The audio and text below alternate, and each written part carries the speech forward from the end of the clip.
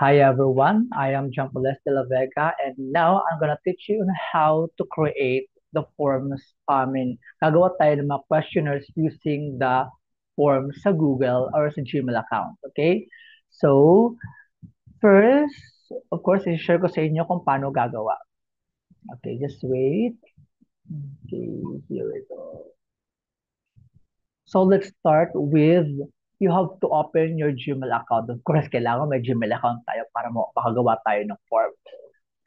So this time, okay. So dito, as you can see here, dito sa taas, may makikita kayo ng mga dots that forms of square, di ba? Yan, ito. So you have to click that one. Then scroll down, makikita nyo, you just look for the forms. Yan. My name is Jenna Forms. So i-click nyo rin yan. Then after nyan, click the blank form. So, yan. We are here now sa loob ng forms. So, meron din tayo untitled forms. So, you have to uh, type kung anong title ng forms nyo. Like, for example, grade 4. Example, grade 4. What's wrong with this? Grade 4. Grade 4 English. Then, the subtitle here, kung makikita nyo sa baba, as you can see, under the grade for English sa untitled. Ito ang tinatawag natin na subtitle. So, quiz number 3. Okay, so yeah, we have titled and subtitle na sa baba. So this time, dito na tayo mag-create ng mga questions. Okay, so let's start. First question dito, untitled question. For example, number 1, what is the opposite word? What is the opposite word of enemy? Enemy. Okay.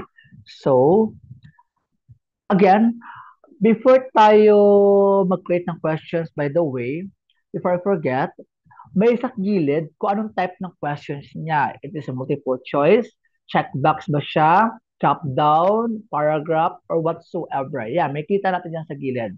Okay? So, yan. Then, may option dito. Yan, option number 1. Okay, number 1 is friend,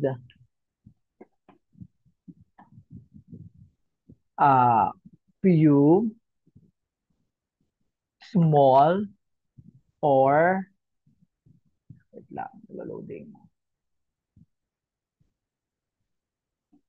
import. By the way, guys, don't click the add others kasi if you will click that one, it means may option pa. Okay, others. So, hindi na siya i-click. So, sa baba, may makita kayong required. So, what do you mean required? Yun ang sinasabi, pag kailangan, before ka ma-proceed sa ibang question, you have to answer this. Required talaga siyang answeran. Kasi hindi mo siya mapaproceed sa iba kung hindi mo answeran tong question na to. So, yan, meron na tayo. Na-click na natin yung required. So, gagawa na naman tayo ng another question. So, paano ba? Dito sa gilid, as you can see, may plus sign dyan. So, you have to click that one. Then, automatic, proceed siya sa another question. So, question number 2. What is the opposite word of import? Okay, so option number 1 again, small, many, export, or friend. Okay, so yan, meron na tayo. So, click the required. Then another questions again. We have last, another question. So, number 3, what is the opposite word of many? A, um, few, B, export, happy, or enemy. So, yan.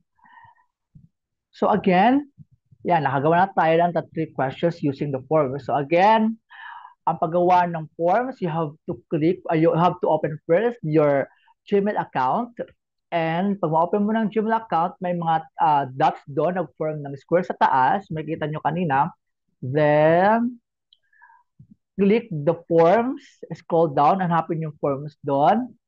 And click the blank forms.